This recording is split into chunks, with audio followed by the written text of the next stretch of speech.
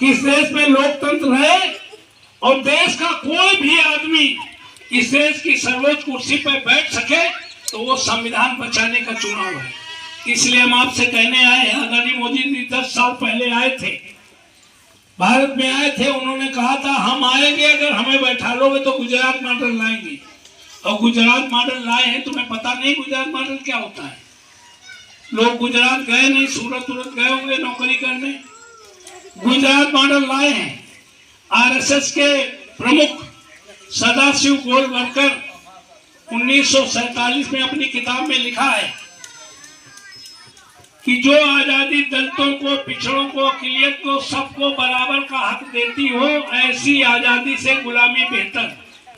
हमारे मोबाइल रखने वाले नोट कर ले, सदाशिव गोलवलकर करोगे ऐसे मुंह से निकल आएगा 1947 से पहले। यानी आरएसएस जो मौजूदा सरकार है वो कभी आजादी की लड़ाई में कोई उसकी भागीदारी नहीं है। उसी किताब में नीचे लिखा मिल जाएगा तुम्हें कि अगर इस देश में कभी सत्ता में आने का मौका मिले तो पूरे देश के पूंजी संस्थान सब अपने 2 करीबी मित्रों को दे दो और पूरे देश को गुलाम बना लो।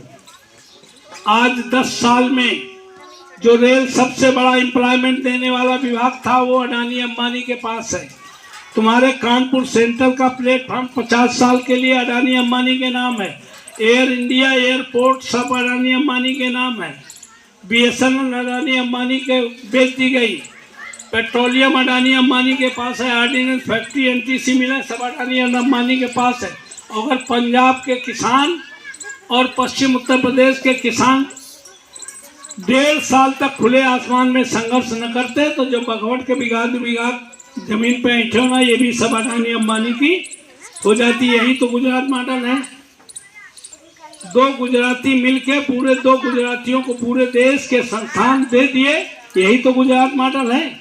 इन 10 सालों में तुम बता दो यहाँ एक भी आदमी हाथ उठाकर कि इन 10 सालों में किसी भी जात धर्म के आदमी को कोई सरकारी नौकरी मिली हो। आज इससे 10 साल पहले अगर तुम ढूंढने जाते थे किसी जात धर्म का आदमी, अगर पढ़े लिखे लड़के को लोग पढ़ी लिखी लड़की और एम्प्लॉय लड़कों को एम्प्लॉयड लड़की ढूंढते थे तो मिल जाती थी कि नहीं मिल जाती रिश्तेदारी में?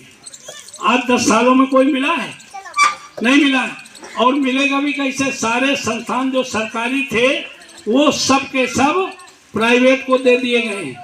तो इसलिए अगर तुम्हें केवल 10 साल में परोसा गया हिंदू मुस्लिम, चूंकि हमारे दलित और पिछड़े और सर्वहारा वर्ग के लोग कहते हैं मोदी ने कुछ किया हो न किया हो, हिंदू मुसलमानों को ठीक किया है। क्यों भाई? मुसलमान कौन तुम्हारे दुश्मन है भाई?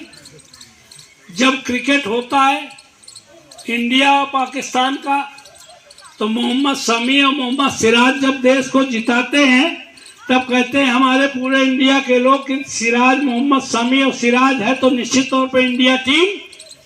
जब देश का नाम रोशन करने का नाम आवे तो सिराज और मोहम्मद शमी ठीक हैं, और जब तुम्हें वोट करने का नंबर आवे तो हिंदू मुस्लिम करने का काम करो।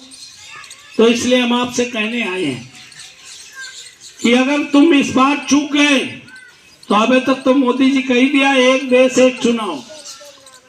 अब इस बार अगर तुम हिंदू मुस्लिम मंदिर मस्जिद में फंसे तो एक देश एक राजा हो जाएगा बाबा, काम खत्म हो जाएगा संविधान का। तो इसलिए ये चुनाव संविधान बचाने का चुनाव है। तो इसलिए हम आपसे निवेदन करने आए हैं कि भाई लोग पूछते थे, मैं 14 में भी लड़ रहा था, इधर से 19 में भी लड़ रहा था। हमने पूछा भाई किसको वोट दे रहे हो? कह रहे मोदी को वोट दे रहे हैं। कह रहे थे हम मोदी जी को वोट दे रहे हैं। हमने कहा प्रत्याशी को देखा है? कह रहे नहीं हम मोदी को वोट दे रहे हैं। हम आज यहाँ कहने आए हैं बघवट में, यहाँ जिम्मेदार महिलाएं बैठी हैं, अब जब वोट डालना तो मोदी का चेहरा नहीं, अपने गांव में, अपने पड़ोस में, अपने परिवार में, अपने खानदान में जो 10 साल में ओवर एज हो गया हो, पढ़ाई पढ़ने के बाद जिसको नौकरी मिलनी चाहिए ना मिली हो, जो बेरोजगार घूम रहा हो, जो सड़कों पर दौड़ लगा रहा हो, जो से एम्प्लॉयमेंट की कोई उम्मीद ना हो, उसका चेहरा देख करके वोट डालने का काम कर देना, ताकि आने वाली पीढ़ी कुछ स्वाभिमान सम्मान की जिंदगी जी सके। तो मैं आज पुनः आपसे कहना चाहता हूँ कि ये चुनाव बंटने का नहीं है, ये चुनाव एकजुट होकर रहने का चुनाव है।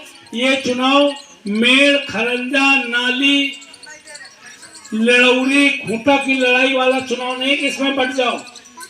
ये चुनाव ये भी नहीं है। इस भारतीय जनता पार्टी के सामने अगर कोई पार्टी है, कोई संगठन है, तो उस पार्टी का नाम समाजवादी पार्टी है, उस संगठन का नाम, उस नेता का नाम अखिलेश यादव, दूसरा कोई नजर